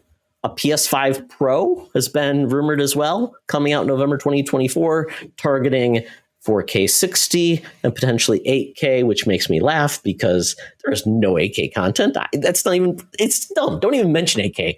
Don't do that. And that's really I've heard. It's better performing box, kind of similar to PS5 or PS4 Pro. And then also the Q system, the PlayStation Q device, which was shown, but we didn't get a price or a date. We're hearing now that might drop. And even Xbox said they probably, during the trial, the ABK trial, they said it's probably going to be less than like $350 or whatever. So that's all we know on the PlayStation. So let's start there. So Mark, with all of these rumors, do you believe any of them? I could picture, especially from PlayStation, a slim model. I don't know, like, do we need pro models of these at this point? Like, I'm sure there's people that are like, I want 4K 60, I need this, I need that. And I've run into that every once in a while of like, you're in a game, do you choose performance mode? Do you choose the quality mode? Whatever it is. So I could see an argument for that, but I think one of the big problems PlayStation has right now, especially, is the size of that darn like tower console, right? So if you're looking for something like Xbox has it, the S is slim, it's compact, it's a nice little thing. If you're willing to give up the fidelity and performance, that's great. So I think PlayStation would be really, really smart to come out with something that, like you said, you can add a disc or something like that later. But like if that's just their base barrier of entry, like here's a tiny little slim thing that's nice and runs pretty well, I think that would put them on parity with what Xbox is offering. I think that's a really smart one. I still think, I don't know, maybe I'm naive. I would say like pro model systems are still minimum year and a half away. So maybe, like you said, you did drop like November 24 on that, right? Yep. I could see it then, but like I don't think we're hearing about those this year at all. I think that's like a summer of 24 announcement and then drop in the fall. So upcoming close kind of like things I could see realistically launching fairly soon. Like my money would be more on the PlayStation 5 Slim. Like let's see that kind of stuff. And on this Q device, so Joseph Moran, Mr. Badbit, PS Trophy Room, there's a video circulating of like someone actually using this device in real time. Mark, the worst thing about this is they still have the plastic film on the stupid system. Drove me nuts. Bubbles, it looks horrible. But the system looks just as advertised. They were touchscreen, doing all the things. There's so little details on this: price, launch date, and specifically what it will do. The rumor is this will be a PS5 remote device, and that's it. And the differentiator is the fact that it's essentially a full-on DualSense controller. So it's going to be like playing on your PlayStation with that. that is problematic to a lot of people. A lot of people want a Vita. That's not going to happen again. Why would PlayStation make a device where they actually have to dumb down their games? It just doesn't work. It works for Nintendo because their games can be managed at many levels, not for high end software. It's just, I mean, Steam Deck, as good as it is still a mid tier device with a 100p screen. It's not going to give you the best, so it's hard to do. So, but with that device, I think it's dead on arrival if it's over $300. If it's $250, I think it might find a niche audience for people that works for them. Like, the Winter Gamer, he loves to stream games, and PlayStation has been problematic to stream their games because you need a DualSense controller to do so, or a PlayStation controller versus just using a backbone or something like that. So this might be an audience for people that are dedicated in the PlayStation console. For me, I'm as PlayStation as you get. I just don't understand the value because I could use my Razer Kishi. Well, I don't know if I could. I probably couldn't because you need that damn DualSense controller. That's the PlayStation putting a barrier in there. I'm not sure why, but I have used Remote Play on an iPad with my DualSense and it worked fine. So I don't know. That's enough for me. I usually do for my Xbox. Yeah. And I'll probably bring a controller with me because I'll have my iPad. So it's very small if I want to play something on Game Pass. Like, it's a very small thing to just take a controller with me. And I'm looking at I didn't know. So the Logitech G Cloud is, I think these might be Canadian prices. I'm not sure. It's showing $399. Yeah, that's Canadian price. So it was $350 at launch, but I know you can get it cheaper. Or you have been able to get cheaper than that, like on launch. I'm just going to Logitech's website too. It's $299 currently. So it was $350 US. It's currently $300. Brendan likes his. I know he had a problem with like one of the sticks broke or something like that. So it is an all-in-one device. You can't just swap those out, but it's a full-on Android device. So you can actually play Android games. You can pretty much do everything with it. So if you want to stream and play some Android games, I mean, yeah, I don't know, Mark. That's going to be a game. That's going to be I think a niche device like the PlayStation Vita TV, if you remember that device, which was odd thing. I think it's nothing more than that. I think PlayStation just wants to offer a thing. I mean, Xbox could get into the same market with a Surface device if they wanted to, but I don't think they want to. They're like, there's partners they can find. You're happy with stuff like that. Well, I mean, G Cloud, like if you scroll down, like Xbox is right there. It's the first logo that you see come up in the gaming stream stuff. It's Xbox Cloud Gaming. Game Pass is the first one. Then they list GeForce Now, Shadow PC, blah, blah, blah. When it goes to Remote Play, Xbox. Again, first thing there. Then they go to Steam Link. Scroll down, there's a video. It shows the first logo that you see, big Xbox Cloud Gaming. Like, that's their answer. Xbox doesn't need to do anything because Logitech's doing it for them. Like, PlayStation wants to go off and manufacture their own thing. Cool. Xbox doesn't care. They've got it. Like, it's right there. They don't need to worry about the R&D, the production, manufacturing, anything because it exists. It's one less thing for them to have to worry about, like, consumer complaints about the device or pricing or selling out inventory, sourcing. They don't want to worry about that. Mm-hmm. It's a hard enough time to just focus on the thing. So yeah, this could be a distraction from PlayStation. I don't know. PlayStation typically trips over itself when they don't need to, but I'm hoping they figure this out. And if this makes people happy, great. I just don't see, unless it's like under $200, I think this is going to be on sale for under $200 much later.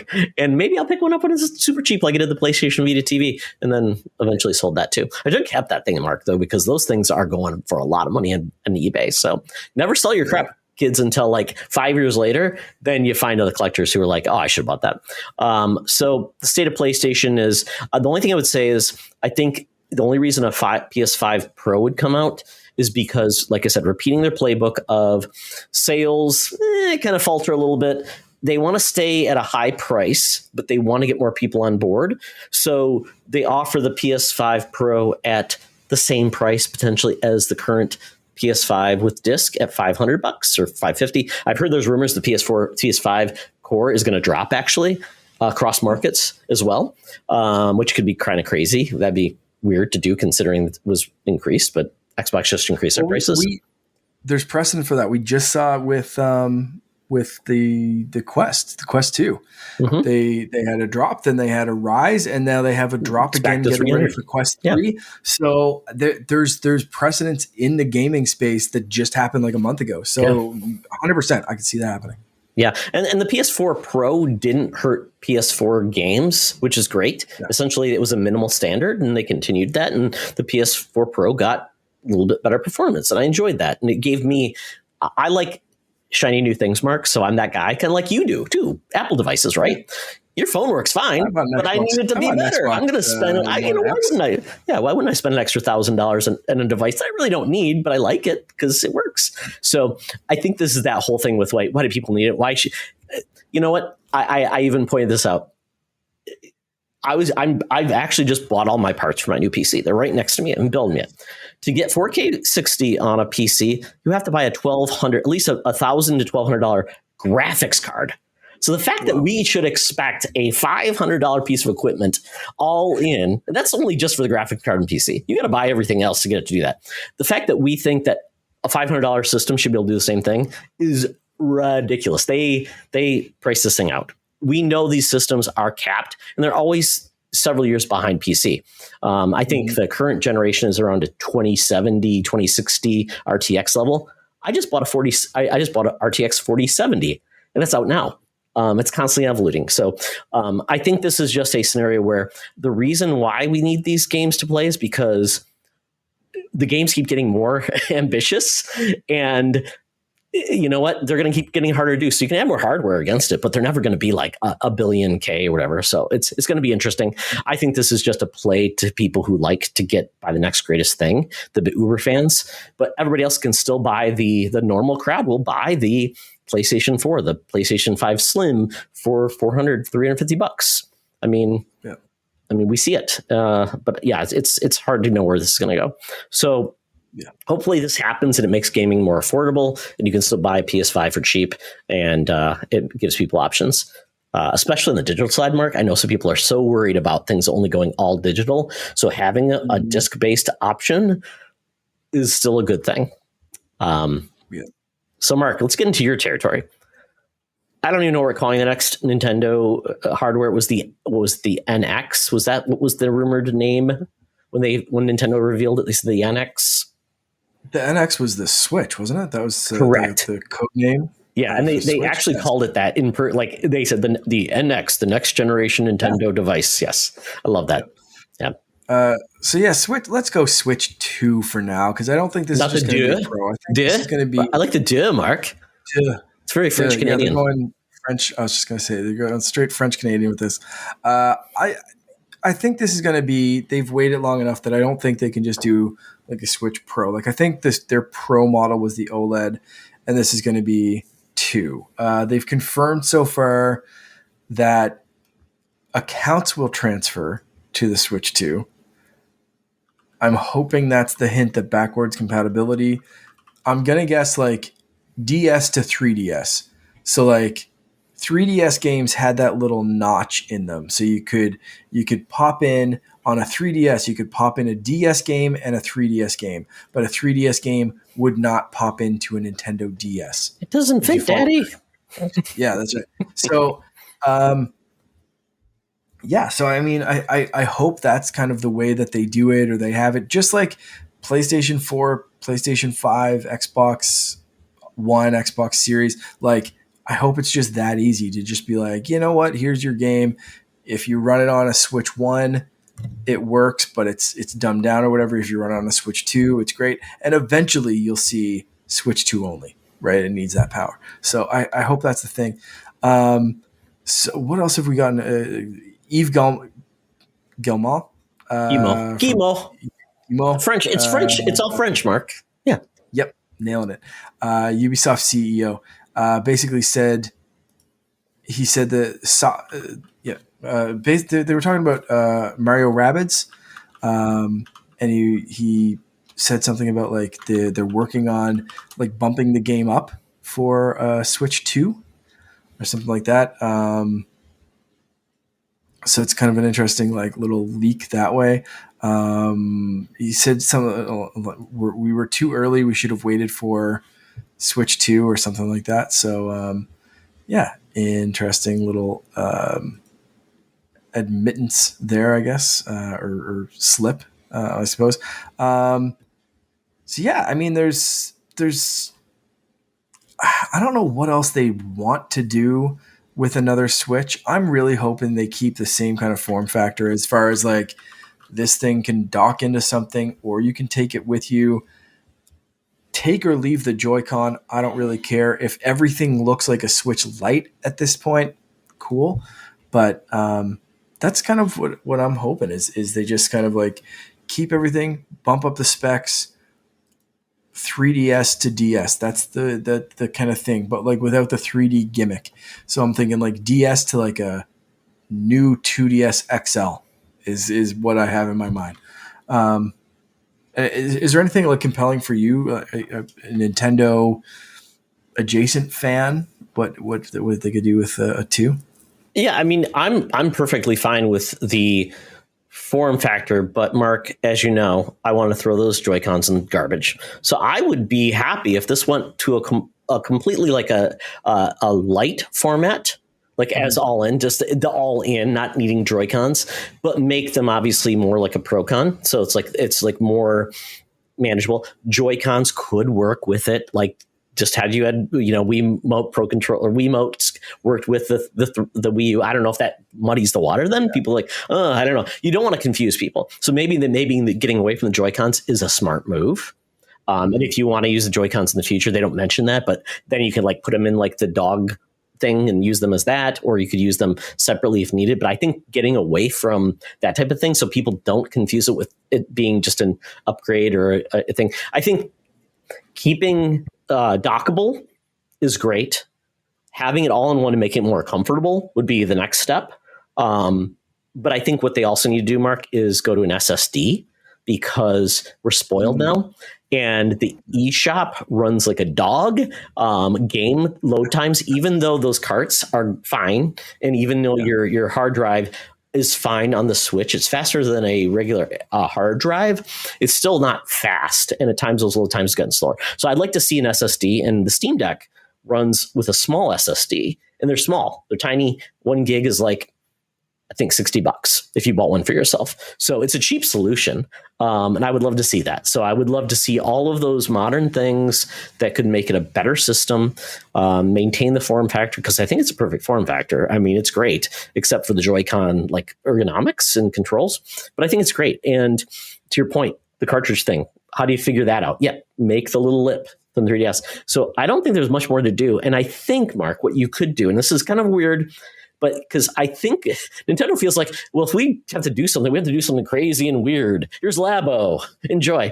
Right. Yeah. What if they said they put a camera in? Go back to like an AR experience. Yeah, that's great. Like when it's portable, the camera. Yes. Exactly. Yeah. I'm in. And then they say this. Oh, by the way, your Switch is now a secondary controller for like a Switch Lite, or a Switch is a secondary controller. So you could play some of those games that failed on Wii U, bring back Nintendo Land, like Nintendo Land Plus or whatever. I think that could be a really cool approach to say, hey, we know we've got 150 million Switches out there. Bring them with you, but you're going to need a new system. But it's even better with those. So people don't feel like they're left out to dry. But if anybody feels like Switch is abandoning anybody, the library of the Switch is probably the strongest library Nintendo has ever had. And people will still be able to access that library if they own a Switch for years to come. And if it's forward compatible, comes to, because I don't think there will be much that would be missed, except for maybe Labo, Ring Fit. They may have to figure out another way to do that. But Joy-Cons could be sold for that, or they could come up with something else going. But I don't think there's much that would be off the table if they eliminated the Joy-Cons and things like that. I think it would be like 99.2% of all games on Switch will work on your new system. I think that's perfectly fine. Yeah, absolutely. All right. So, and Mark, you wanna put a line in the sand saying when this thing's going to come out? Oh, an Xbox Series Y? No, the Switch. The Switch. Duh. Oh, the Switch. Switch 2 is early 2024. We're getting an announcement shortly after New Year's, I think. is they're waiting for the holiday to sell the Switch, sell the games. They're going to bundle something with the Mario Kart 8 again and some Mario games and whatever. They're going to sell the crap out of those as long as they can. They've announced a bunch of Switch games, so we know we're getting support, but I think we're getting an announcement like I'd be surprised if it happens later than like February. I agree with you. That's what I want to happen, Mark, because I want it to be where all of the hardcore can get a Switch in the spring. Yeah. And so when holiday comes around, then everybody else can get theirs. They build up supply. I don't want them to launch in November. And then it's like, oh, the holiday's ruined because Jimmy didn't get a Switch because, I hope Nintendo realizes there's value in launching at a quiet time and they can own the gaming, media for 6 months to a year, and they played it perfectly last time. Why wouldn't they repeat that? It's weird to just do something different just because you want to be different versus, be different because you think it's a real reason. So I agree. I hope they do that. Yeah. So yes, then we get into the last player in this market. Xbox Series X and S currently are around. I think 300 and 500 the prices, although there's a new Series S coming out that is $350, which is the only thing changed. It's black and comes with an extra 500 gigabytes. So you get a terabyte for $350. So that is the current state. And that's really with Xbox. They haven't talked about doing anything different. Last gen, they did do a One X. We talked about the S. So the only thing different this generation, Mark, is Xbox is in a weird space because they're already seeing issues with doing parity of launches on the S and the X. We heard about Baldur's Gate 3. They're not launching that game because they said it has to have the same features on both consoles, which would be split screen. And the developer is saying, we can't get split screen to work on S. So X is not going to come out. If they play the same hand, we could get an Xbox Series something that's higher performance, but now they have to deal with 3 different specifications, and one is already on the low end. I worry about that because they essentially launched with a base and a pro with those models. Nobody else has done that. Nobody said, here's 2 systems and one is significantly weaker. So Xbox set a precedent that might be harming them. I don't know how they would play that off, because would they say, oh, Series S no longer has to maintain that? You'll get games, but they might be lesser, but you'll at least get them still.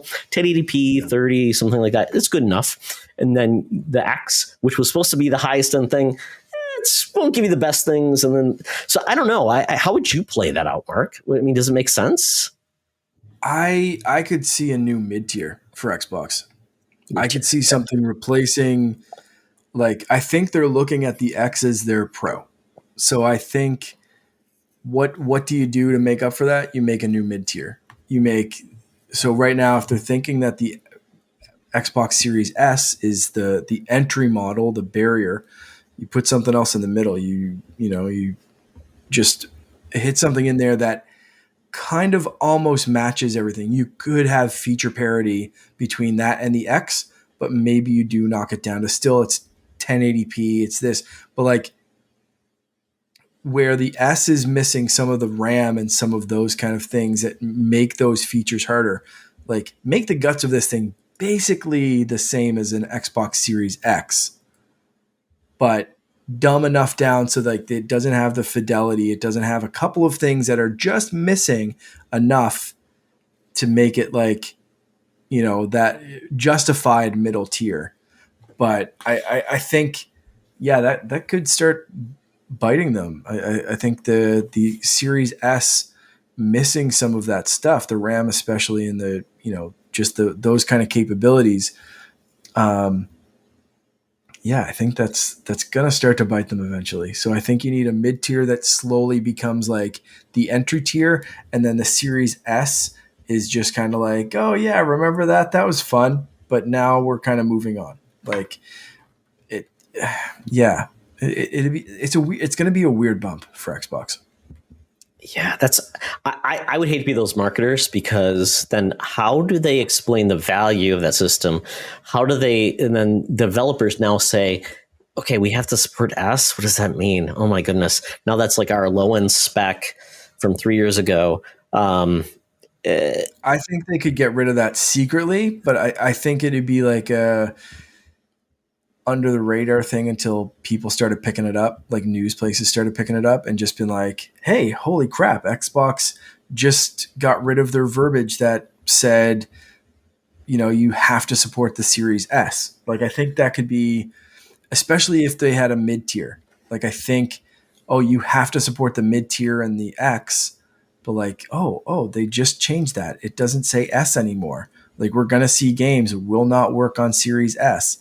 Like, I think they could start to do that, but I think they'll do it in a sneaky way that it just kind of like slides under the radar. Yeah, And I think people notice, have Phil put out something like, "Hey, we want to deliver the best games, and the developers are saying that they need this. We have 2 great barriers to entry, and you can still play most of our first-party games on a Series S. So hopefully, you'll still enjoy that system for a while. But if the developers are saying that they need this more power, we don't want to turn them away. So here's what we're doing." Like, Phil could kind of spin that. I think if anyone can, it's going to be that kind of wording from Phil. It's like, we just want to give developers the tools they need to give you the best games that they can. So we're changing what we do, and everything that we do is still going to support the S, but some developers just need more power. Yeah, you'd like to be almost like, there was an old movie back in the day called Crazy People, where it was basically marketers actually went to people, and this movie is probably not that PC now, but they went to mentally ill people to come up with advertising campaigns, and they were bluntly honest. That was their thing. Like Volvo, they're boxy, but they're safe. Not sexy. It was just like they were blunt.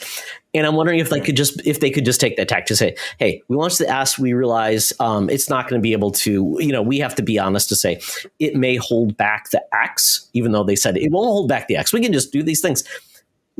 We know there's things that the S will not be able to be capable of based on the cadence of performance, things like that. So we will be sunsetting that system, introducing a new system that'll be more capable, but still an affordable price point for those going forward. S should still see a long, support for new games, everything. But for the more demanding games, we are going to introduce a more capable system, but still at that value price. And they call it System V or Series V, Mark. Value. Yay! Tons of marketer heart. And so then, to your point, they could keep X as still the tier, but then secretly have a system for the masses that still doesn't have to worry about not holding back the X, because they could do that. Because we saw that with, the iPhone SE, which essentially had like great hardware, old form factor. That's the one my wife has, because she doesn't want a big screen, but it's got like the same guts as like the most recent stuff. It just doesn't have all the bells and whistles, but it's going to still run all your apps for years to come. And that could be a thing. And I could also see, Mark, this is when they introduce their streaming dongle to say, by the way, if you just want to get on board with Xbox and you don't want to pay a lot for a console that will do all your streaming, but also play your games, hook up to any TV, go where you go. Here's the Xbox. They took away the ask for stream, which, but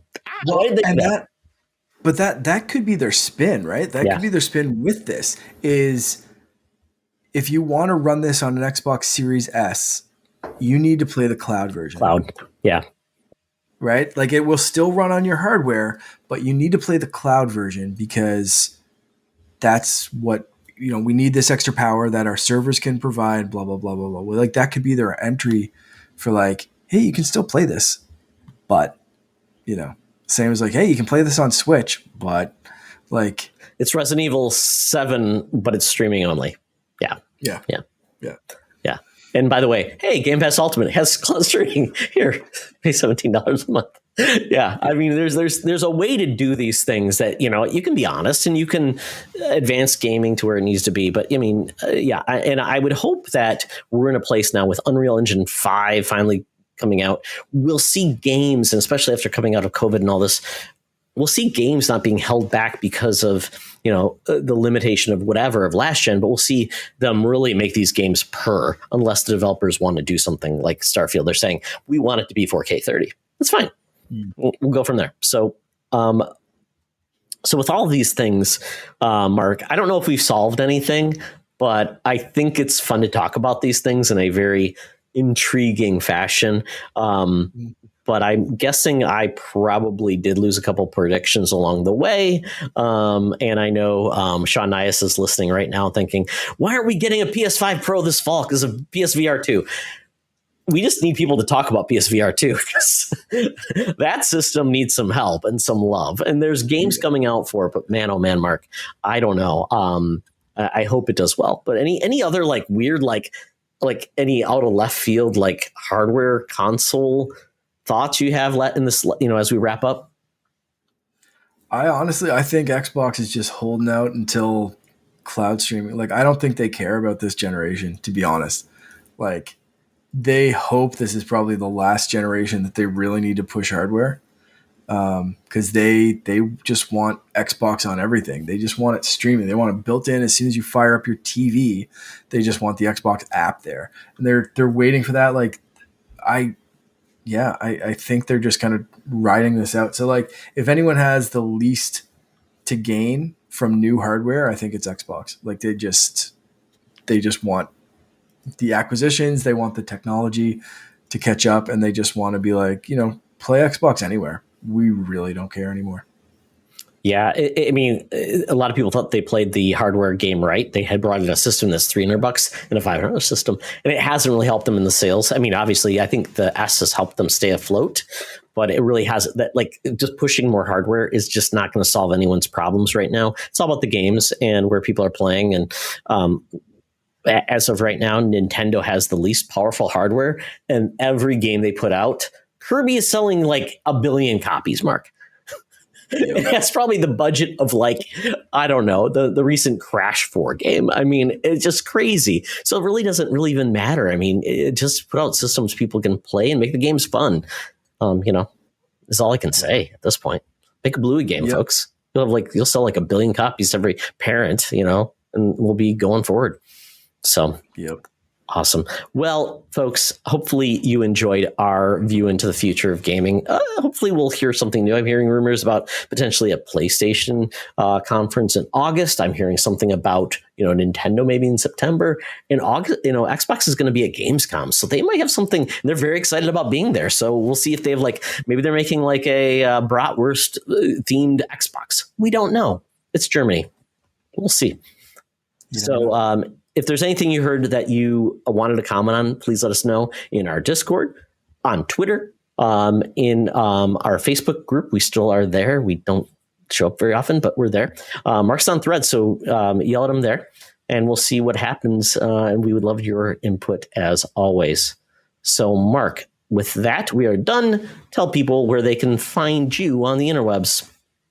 You can find me everywhere. Like Todd said, Threads, Instagram, or my two mains, as well as our Discord channel, at _Canardian. Excellent. And we have set up a Instagram and Threads account for Secret Friends U. We're there. I'm trying to navigate through like the Nicki Minaj posts on Threads, Mark, because Threads is still in its infancy of like getting to the right people. So if you want to friend us, follow us, go to Threads. We're there. And we're also on Instagram. So I try to find photos to put out there that makes it fun for everyone. For myself, though, Twitter, I am on Threads as well. And part of our Discord group, go there. And also check out our Patreon. It's a lot of great stuff is there. More new things to come. And we've always got new content coming. And I'm very excited for Mark's long-awaited show, because it's going to be a hoot when you hear it. Yep. Excellent. So with that, folks, we are done with this journey into the world of video games. Thank you, Mark. And remember, as always, it's always better to game together. This podcast is part of the Secret Friends Unite podcasting network. Visit secretfriendsunite.com for more great shows, articles, news, reviews, and more. Secret Friends Unite podcasts are available on Apple, Google, Spotify, and other podcast services around the world. If you'd like to be part of the conversation, you can join us on Facebook or our new Discord server, or follow @SecretFriendsU on Twitter. Please subscribe to Secret Friends Unite on YouTube and visit our merch store at tpublic.com. Just search Secret Friends Unite. Thanks for listening.